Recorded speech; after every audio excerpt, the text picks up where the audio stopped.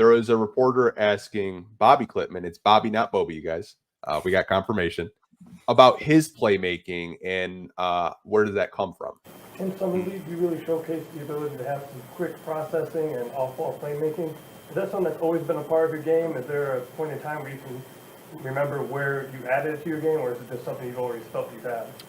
I would say it's something I've always had a little bit because when I started playing basketball, I played with 2 years older than me. So, I had to run the point guard position because I hadn't really grown yet and nothing like that. So, I feel like my instincts and stuff like that kind of come from playing the point guard, but I feel like that developed too with the years. And I feel like I've always been pretty good at passing the ball. So, just believing in myself, like getting downhill, finding my teammates, that's something I love to do. So, I take pride in that for sure. Jeremy, I'll let you take this one because you're very familiar with Bobi. Well, the thing was, Bobby's older brother is 2 years older. So when he was like 10, I used to play with the 13-year-olds, and he was tiny, and we always had him bring the ball up, and we kind of played positionless basketball at that age. And we would just want to run a lot and be able to do all things because obviously today you can do some skeleton X-ray and know how tall the guy is going to be, but we didn't know that he's going to grow and be this tall. So we always started with the point guard stuff all the time, and also with his stepdad was also worked out with him. Was a lot of dribbling. So that for him he was playing against older guys when he was a kid, and when he was 13, 14, he's practicing with the men's team. And also there, he needs to be able to handle the ball because he wasn't big enough to be put in other positions. So he was supposed to guard other guards. So that's the positive thing about him. But he doesn't shy away from anything. And we used to say like I have a lot of clips of him making last second shots, winning the game, because Bobby doesn't really care. Like the no opportunity is too small, and no moment is too big for him. Like he could be 1 million people in the stands, and he's got to take the shot like it's nobody there, and that's something that's really great about him. Along with his positive attitude, and also that he learned to play the right way from the beginning. That he's never selfish. He always makes the right basketball play, and he's always cheering on teammates. And I said that from the beginning. He's a steal of the draft. He should be. It's the first round draft you guys got in the second round, and it's a lot of guys are going to be sorry they didn't listen to me. Talked to some NBA teams, and I told them to pick him. They didn't. Now they're going to be sorry. But I tell that to Bob every time. You got a chip on your shoulder now. You got to prove people wrong, and I think that he's going to have a great season doing that. Yeah, I mean, I think I told you when we first drafted him that I had him as I think I said like late 20s in the first round because I'm a sicko and I do a lot of NBA draft coverage. I watched a couple of his games. I'm like, yeah, that's a first round pick. And when he didn't get picked, I was like, okay, what the hell's going on? The fact that they got him, Eric, I think you can attest to this. He was the talk of summer league. Yeah, everyone was happy about Ron. Yes. I have a Detroit Pistons group chat. More Pistons fans, and this is no slight towards Ron Holland at all. More Pistons fans are higher right now on Bobi right now because of the summer league that he had. Mm-hmm. His ability to shoot the ball 40% from three in summer league. Some of the like highlight reel, like no look passes behind the head. Like Pistons fans are so excited for him to be in Detroit. And I think he's one player that I would not be surprised if he gets some backup power forward to back up Tobias Harris. And I think that's such a perfect player to learn from because when I look at Tobias and I look at Bobi, I see a lot of similarities in their games. Yes, sir. Mm-hmm. Yeah. Yeah, I'd like yeah, go ahead. Sorry, man. Go ahead, man. Go ahead. No, I was just gonna say, yeah, I don't want to because I don't want to project too much, but knowing what this team needs, his skill set alone, like, I can't project to do too much, but his skill set is exactly what this team needs. Like a tall stretch four that can shoot. He's very unselfish, plays really well in transition on offense and defense. I liked how he played like where other teams would be in transition for a layup, and he was able to stop, whether it was two guys coming at him or just one. He did a really good job in a couple games, nullifying a couple shots at the rim.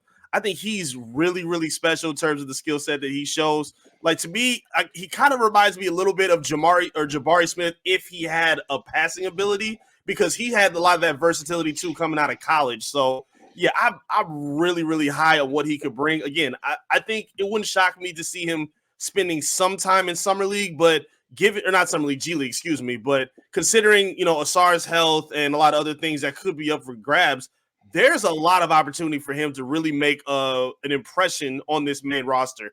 I think the sky's the limit for him, and I can't wait to see how he blends in with this team starting on preseason coming up soon. I don't think you guys should sleep on his point guard skills either, because playing guard in Europe and playing guard in the NBA is totally different.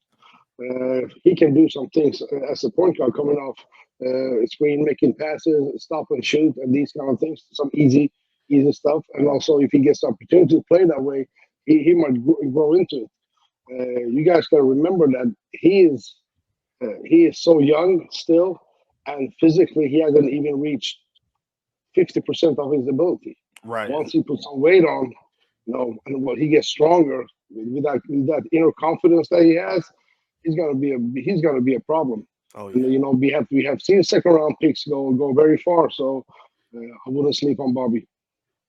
I don't think any Pistons fans are. To your point, like the point guard ability, we definitely saw it in Summer League, because like I remember one play, and it still lives in my head rent free.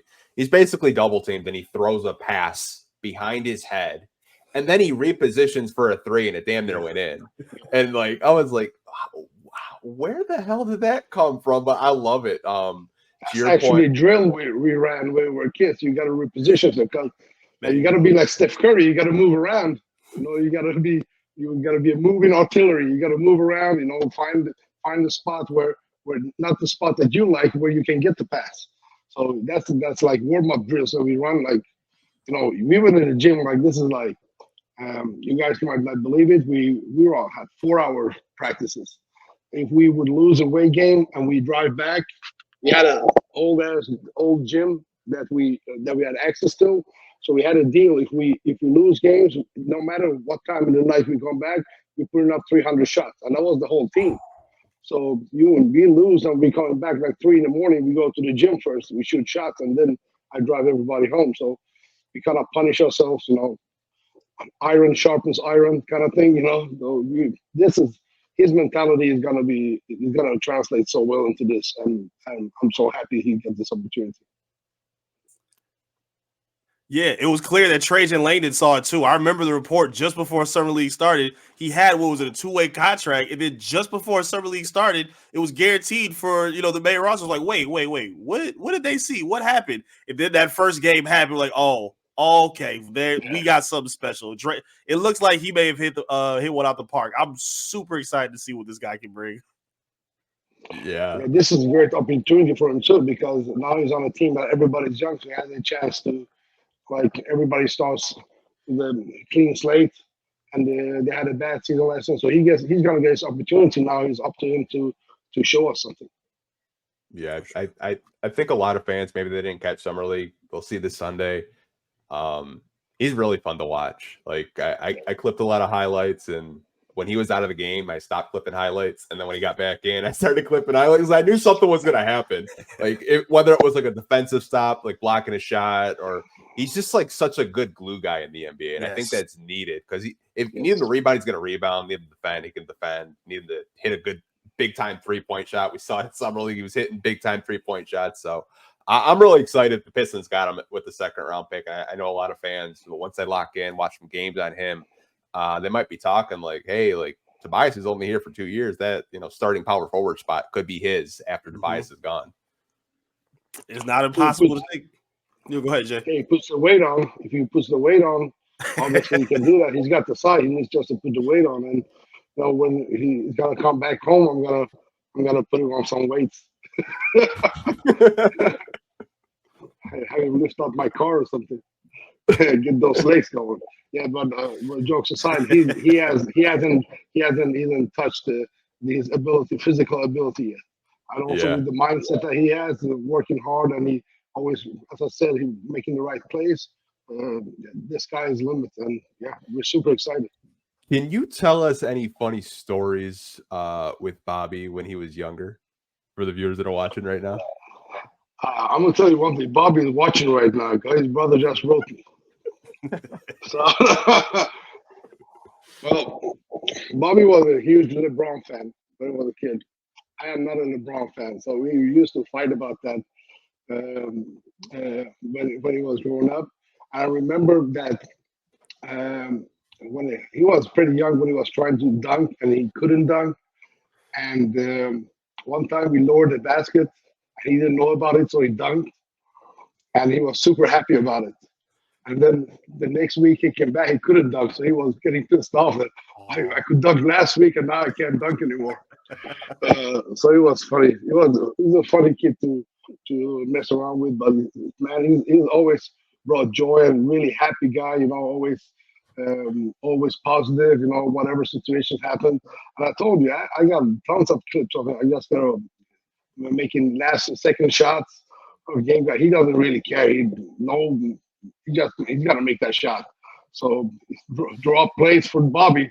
He's got to make that last shot. And I remember who said it first, though. Hey, this will probably be clipped. We'll be clipping that for sure and putting on social media, so you can just, you know, if he hits a big shot, you can tag ESPN and say, "Hey, I told you first." Yeah, no. I have the honest confidence in him making a huge impact. But you know, no funny stories like that. Nothing that I want to share. But the way we built our culture is that we mess around a lot. We some things that there's a lot of locker room talk, if you know what I'm saying, Yeah. all the time.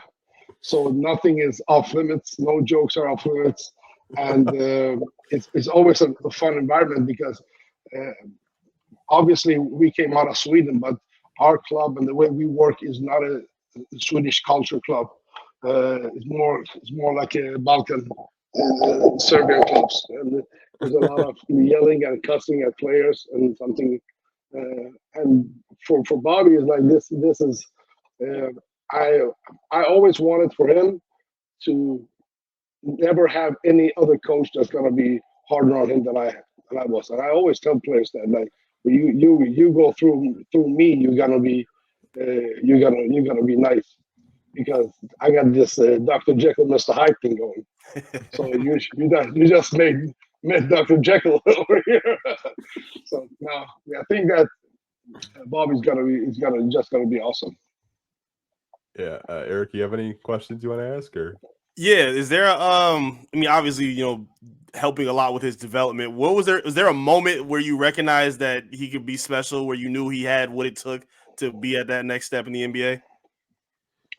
Yeah, it was. We were playing this tournament, and he was obviously we were playing Swedish championship.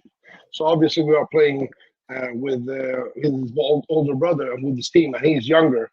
And there was a moment where he ran down and he had a block on this big kid, and then ran at the other end, and we passed him the ball and he scored. And it was like he's 12 playing against 15 years old.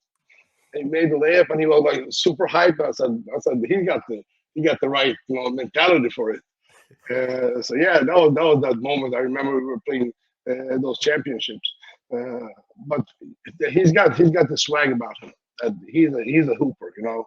Like he lives and breathes basketball, and that's what he likes to do. So and so that was those situations. And there was a couple of other times where we were playing against grown-ups that he was like bumping into people and not really caring, playing without respect on the court. And this is something that we always talk about. So there's a couple of moments here and there, and when we knew that he's gonna be able to play at a high level. You gotta have some. The road's gonna pave out for you to pan out for you to get there, but he had the right attitude about it. Now, you know how Piston fans and us, you know how we're reacting during Summer League. Were you with him in Summer League? And what was your reaction when you saw what you saw? Uh, for me, it was like I was talking to former teammates of him. I was like, yeah, this is Bobby doing Bobby things, and this is the way he plays. Like this is not something that was special for us. For us, we've seen him do these kind of things. This is what's special about him. He doesn't have a certain position. Whatever you give him, he's gonna do. You want me to dribble, I'm gonna dribble. You want me to shoot, I shoot. You want me to pass, like he's gonna fill out that void that the coaching staff needs. So for us, that wasn't anything special. And he was back home a couple of days after that. We were doing workouts, and we had some in Trelleborg, Sweden, where he's from.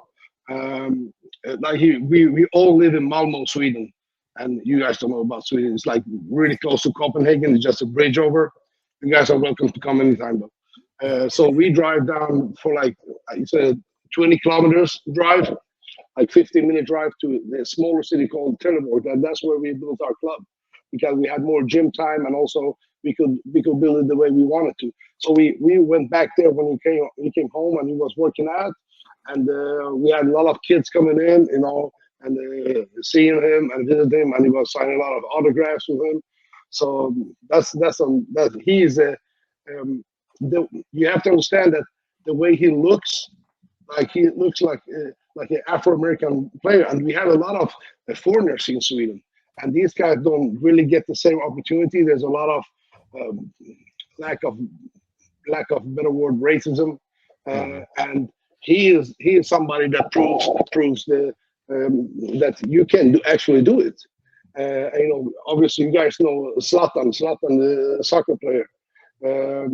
He's one of the greatest, and he's from the same city as us. So for us, it's like Bobby is basketball Zlatan, because he's a foreigner, came from a foreigner club with all the other foreigners around him, and he made it this far, and it's a really special thing for us. It's awesome.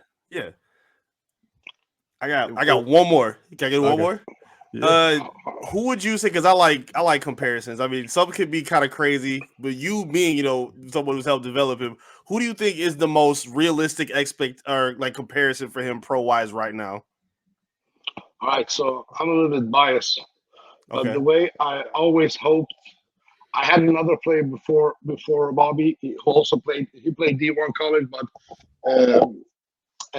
his hip wasn't right, so he didn't get there.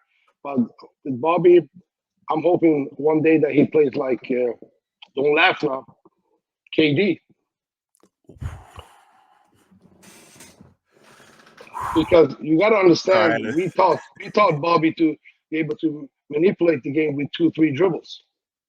True. He's not gonna over dribble. He's gonna take the shot. He can shoot the three. He can shoot the mid range. And once he learns to shoot off that one leg, and he shoots pretty high up, it's tough to block him. So these are all the details that we thought about when we were working out with him. So every summer he comes back home, we're doing KD stuff. And this is what I always aim for the stars, So yeah. I think that is something that he could do with his side. Is why not? It's always why not. I remember got shocked, right? Yeah, hey, it took me back. I was not expecting that at all, but I ain't mad at it. KD is one of my absolute favorite player of all time is Isaiah Thomas. Oh wow, okay. Isaiah is my absolute favorite player of all time because of his attitude. And then we got later on we got Steve Nash, but KD is like one of my favorite. I love his attitude, his approach of the game. He doesn't shy away from anything. He can talk to fans. He can say whatever he wants. He doesn't really care, and I like that attitude. Somebody who's not always thinking about what's my image gonna look like. Like I always tell my friends like this: if you haven't done something bad around me, you haven't got some dirt on you, I can't trust you. If somebody who's like clean all the time, you can't trust that person.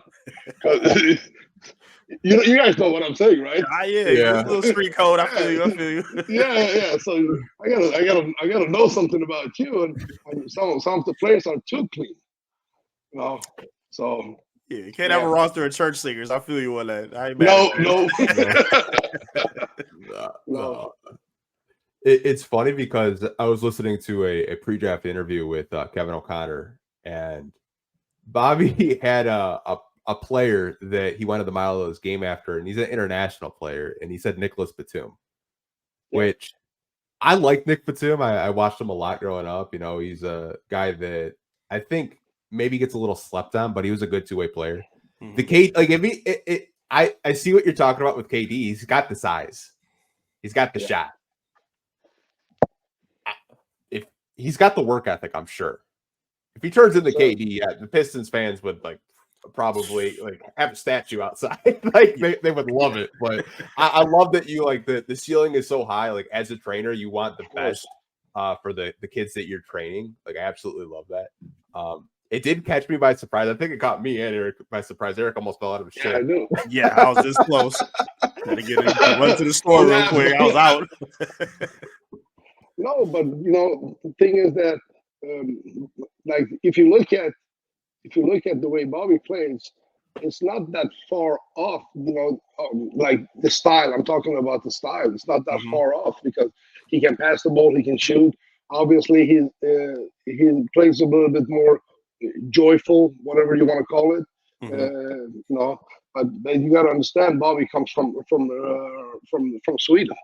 A lot of the basketball players from the States, they have this me against the world attitude, and that kind of comes down and bites you in the ass when you need to rely on teammates.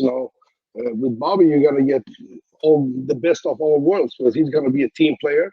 He's gonna play the right stuff.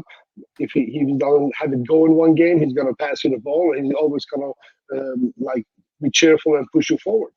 And this attitude, the attitude he has, is gonna help him to develop to the what he's supposed to be. If you guys get what I'm saying. Yeah, a name I heard, actually, I did a pod the other day, and I thought this was a really good comp. You let me know. I thought this was pretty spot on with him as a glue guy. He got a comparison of a Boris Diaw. So, again, not a superstar type player like a KD, but a glue guy that can do everything, that can score, surprise you with a couple moves here and there, plays really good defense, great two-way player. I heard that, and I thought that was kind of fitting, at least for right now. We'll see if he gets to KD down the line. But I thought at this moment, that was kind of safe and a little more project. What do you think about that? I think that Boris Diaw had maybe better vision overall for passing, but Bobby has way better footwork. Way better footwork. Okay. So that is could be, but people just want to find comparisons. So that's why I got KD going because I see what Bobby's gonna do. So I see my class to see the future. In the crystal ball, so, I see you. Crystal ball, yeah. It's the off season. We allowed to do that right now. It's okay. Yeah. Yes. If he doesn't come up to those expectations, then I'm gonna be ashamed. But it's okay. I roll with it. I root for my guy.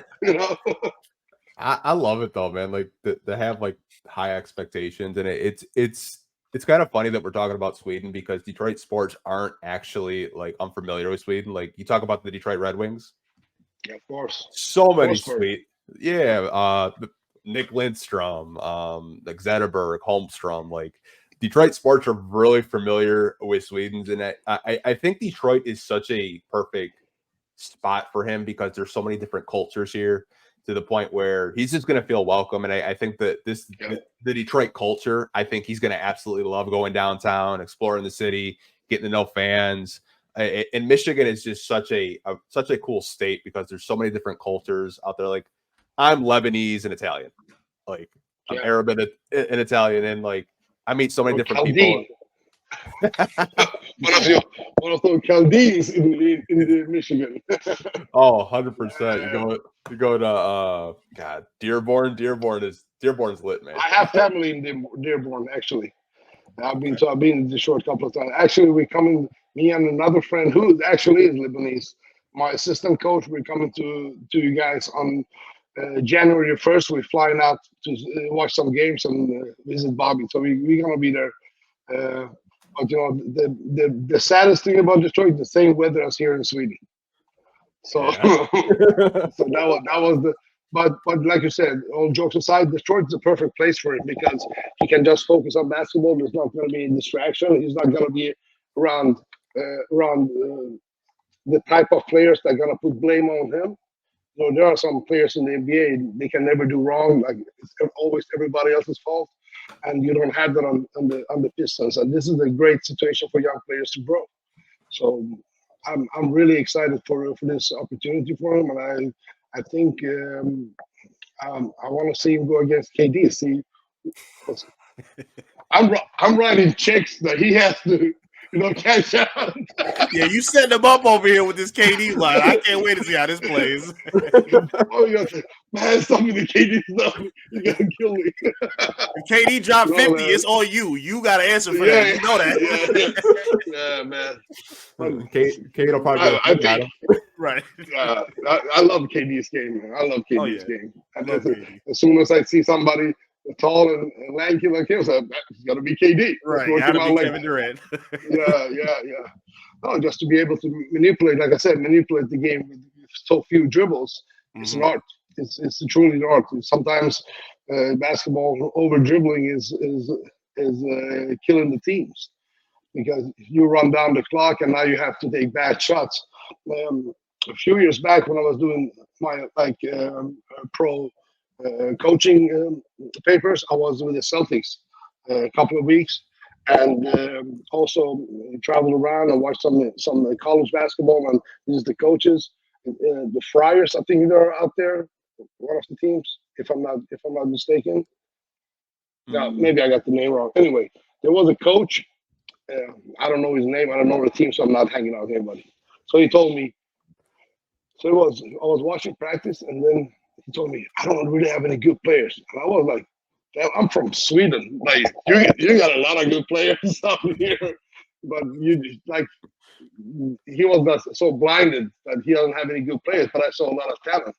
So for me, it was like, why don't you just play this way? And obviously, I'm not gonna say anything, but I think that it's a curse of the gifted. Somehow that you have so much talent, and some of the talent just go to waste because you don't really see them. And for us, it's not like that here. You got to understand, on Bobi and his older brothers, Ibe, on their team, there were like 7 players.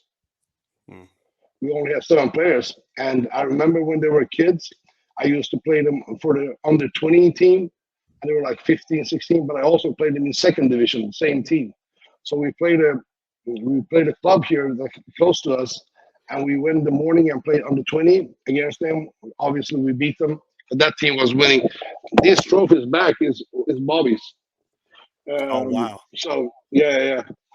From tournaments we played, and in the afternoon we went to play the same club's second division team. But I came with the same 7 guys. So their coach said, "Hey, you only got one team." So yeah, and you got 20 teams and they all suck. Like I got one team there winning, they're beating you at every level. What are you talking about? So this is something that we have done. Like we played with 5 players on the court. We got 2 or 3 subs, so everybody gets to play. So they kind of feel relaxed, and I think that's a lot where that comes from with Bobi, because he knew that he's not gonna get subbed out. So I will tell him, listen, I'm not gonna sub you out. So just give me 100%, and we take it from there. And that type of security kind of helps kids when they're young, knowing that I'm allowed to make mistakes, and it builds character. I think I'm allowed to make mistakes, but at the same time, I'm gonna be held accountable for not winning the game. I have to win the game. So that kind of pressure, I think, is pretty good for kids. But yeah, let's see if KD claps back at me. Compare this kid to this coach from Sweden is talking shit. I'll show him. I just looked at the preseason schedule. We played the Suns twice. Oh, so, they do. Oh, bad timing. Oh, we're in trouble. Man. No, it's good. Let him go at him. It's no problem. Come on, guys, put Bobby on KD. Let's see what happens. No, We got to he get has KD to everything play, to though. win. Yeah. He got everything to win. It's a win-win situation for him. I got one more question actually, because we're talking a lot I got about all night. you know. I got all night. All Go right, ahead. Go ahead. we got right. Oh yeah, I forgot. Yeah, you got to get some sleep soon. Yeah, no. I'm okay. I don't wake Okay. up to 5 in the morning. So we saw in this draft class, it was really for the last several years. There's been a lot of international players coming out and kind of making an imprint on the league. What's your impression of that? Because it seems like, especially towards the top with guys like Giannis, you know, Joker, we talked about Luka earlier. What's your impression of seeing international players kind of be ingratiated so well with the NBA lately? This is a problem you guys have in the States. The problem that you guys have is that parents influence coaches. Coaches talk to other people, oh, you should be playing for me. So the players think that they're way better than they are, right? Here, if you can ask Luke about it. When Luke was 15, 16, his coach is yelling at him like he's a kid. Mm-hmm. You know, like you go to a EuroLeague game.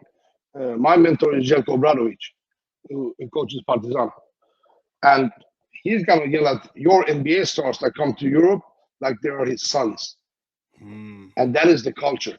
Okay. You don't have that culture in the States, you know, because as soon as the coach yells, you're going to switch teams, or the parents are going to say something. And that becomes a problem. Now, on the basketball court, you got another problem is that you guys don't train. You just play a lot of AAU games. You just play and play and play. Right. And you're not going to develop that way, because once you play, you got to watch tape. Oh, this is what we did wrong. Okay, then you need a week to try to correct those mistakes, and then go play another game and then correct those mistakes, you know, and move on. So you just play a lot of games. You don't practice the way you want to. Coaches that have teams want to keep their practices fun because they don't want players to quit. You know, if I'm not his friend, if I don't let him play, he's gonna go play for this guy. So this becomes it's a bad culture, and you are seeing the fruit of that, because I'm brought up in Serbian basketball, and you know I coach Serbian teams. So even today, if you see me coaching, Bobby knows about this. I cuss people out. I don't care how big they are, how old they are. If you don't do what you expect to do, I'm gonna cuss you out. And if you're gonna get in your feelings about it, then you're not gonna be playing for me. Because on our wall in our gym, on one side it said every day is game day. So you come to the gym, is you playing game, and the other side is a part of my favorite poem, and it says, if you can deal with triumph and disaster and treat both imposters just the same. And it's like, you stay even kill. We don't, on our team, we don't celebrate when we win. There's no celebration. You don't have guys making threes, running around like this. You're gonna get subbed out. I don't care about those things. You stay even kill. You should be like a machine. You should be like a Terminator. You don't show emotions. And you win, you shake everybody's hand and you walk off. You lose, you shake everybody's hand, take the lesson and walk off. And this is, I think, for me, is too much emotion showing in basketball.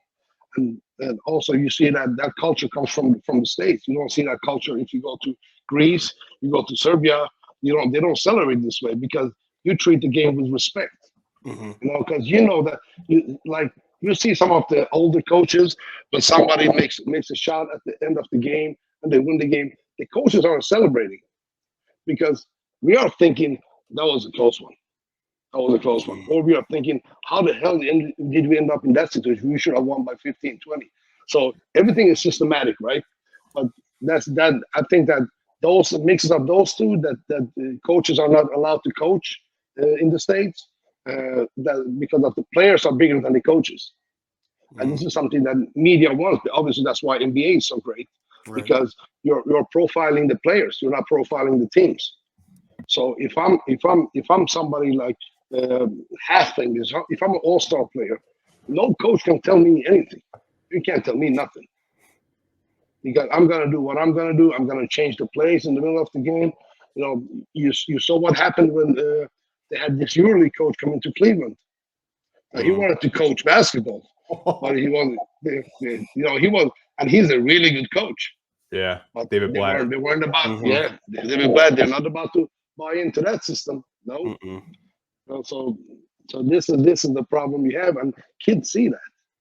Kids aren't stupid; they see that, and that's why I think that kids over here get a better chance to practice and play the game the right way Mm-hmm. than the kids in the States. Obviously, we have much more talent in the States because of the physicality. Mm-hmm. You have guys that are total monsters, but they don't know how to play the right way, and it kind of gets tossed between the chairs. Right. Yeah, I think to your point, because one of my jobs was actually covering high school sports. So I saw exactly what you're talking about. Like a lot of these high school kids, they practice maybe, if they're lucky, one time a week, and they have 6 AAU games throughout the week. And it's 50 dribbles, fadeaway jump shots, no defense, cherry picking, to where Europeans, I think, are more fundamentally sound. Like they could dribble, pass, shoot, defend. Mm-hmm. Where in the States, that's not really like, you guys practice way more than we do in the States. And I think it's no secret when you look at these draft boards now, like this upcoming draft was probably one of the biggest international drafts. Like you had guys like Alex Sarr, Nikola Topic, Zachary Richeche. It's because basketball players in Europe, I think, are just going to be taking over the NBA, because you look at Jokic, you look at Giannis, like others. I think they're just better basketball players, and they don't care. Like Jokic doesn't even care. Like basketball to him is a 9 to 5. Like he's not celebrating like when he hits a three. He's just getting back on defense or just bullying people. Yeah, that's what he does. Mm-hmm. Yeah. This is what I do. This is not who I am, because they're not like, you see somebody like Jokic. He's not caught up in social media. He's not Right. putting up like, oh, I made a block here. Like it was like watching during the summer. It was so ridiculous. Like you got LeBron's son making a pass, and it's like you have this on the ESPN that he's making a pass, or he deflected a pass. How ridiculous is this? This is a disgrace for the way you want the game to be played. Like, be honest about what is good and what is not good. And there's too much social media. It's too much hype around empty stuff. It's like a house of cards. And you see guys, and once they get between those 4 lines, and you play against somebody who is him, now you're gonna get exposed. And all that social media is not gonna help you. But you have this now. The problem is that I think that it was wrong that college players weren't getting paid before, but this NIL situation is making that people want to, like, they're like movie stars now. You're not a basketball player, you're a movie star now. You want to you create a brand on how you look. If you look at the I wasn't watching who's the most making the most money of NIL. There's some women basketball, and I don't know how good they are, but they're these twin girls that are making a lot of money. Like, I don't know how good they are. I'm not gonna say anything, and I'm not gonna be politically incorrect, but I don't think they're making money just because they're great basketball players. Yeah, the Canavar twins. Like, I know exactly. Yeah, I don't know. Yeah, so I saw some tapes. I said, yeah. I mean, they're okay. Like, they're not like Caitlin Clark or like Angel Reese level.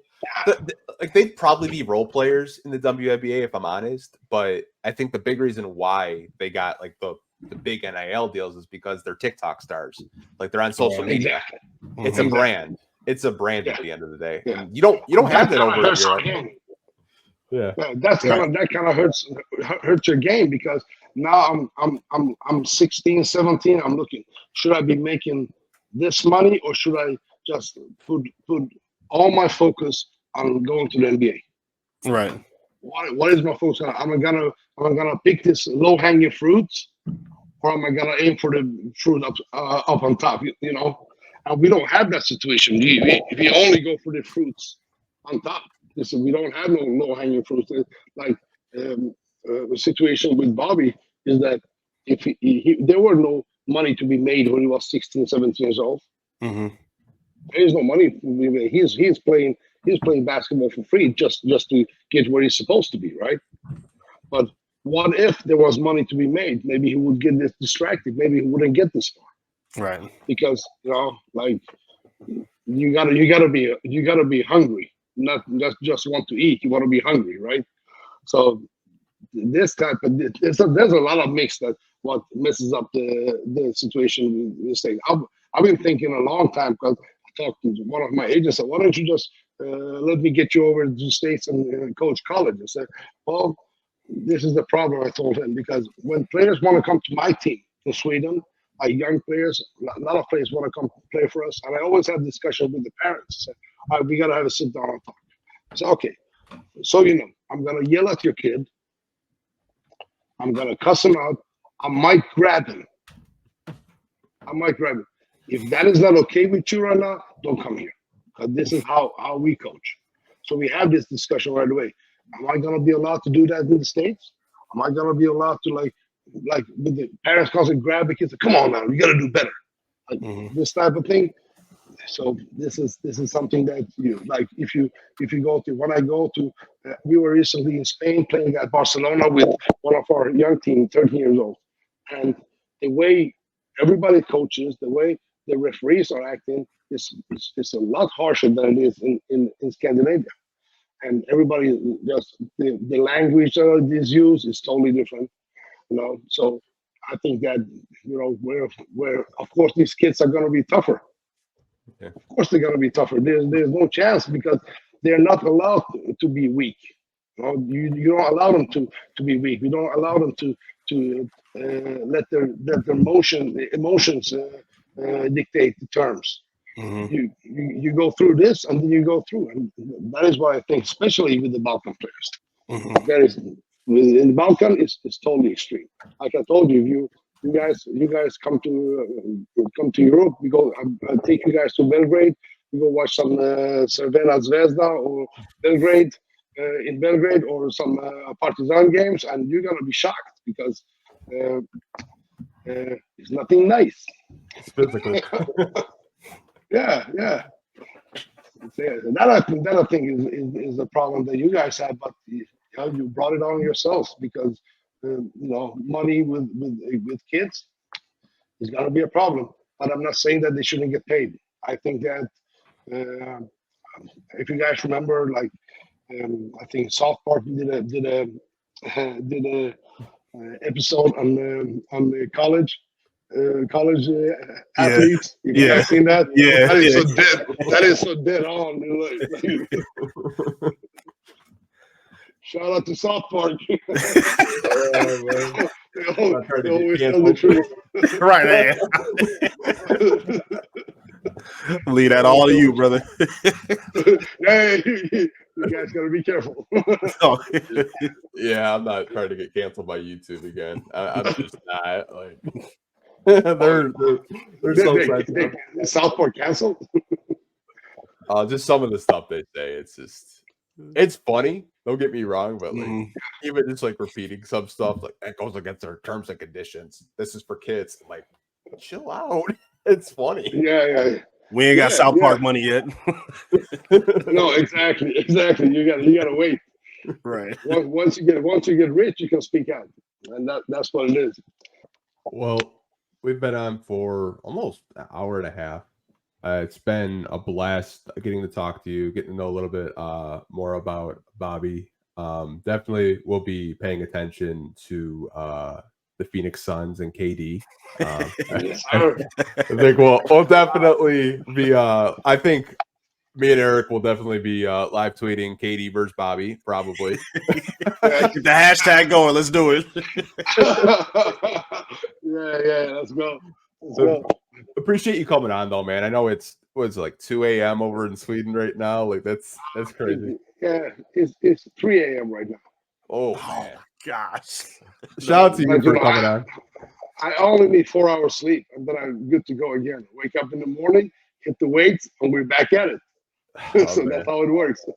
Ask the trainer why they sleep. We working. Tell them. Yeah. As a trainer, you gotta like when you preach something, you gotta do it yourself. There it is. That's how it is. Yeah. Well, all right, guys. All right. Yeah, I'll be around in Detroit on the 1st January. Might see you guys around. We'll have some coffee or something. All right. Definitely. Love For to sure. connect. That'll be fun. I see you guys. Thank you for See having you. me on. It was a blast. No Appreciate it, problem, man. man. Peace. Peace.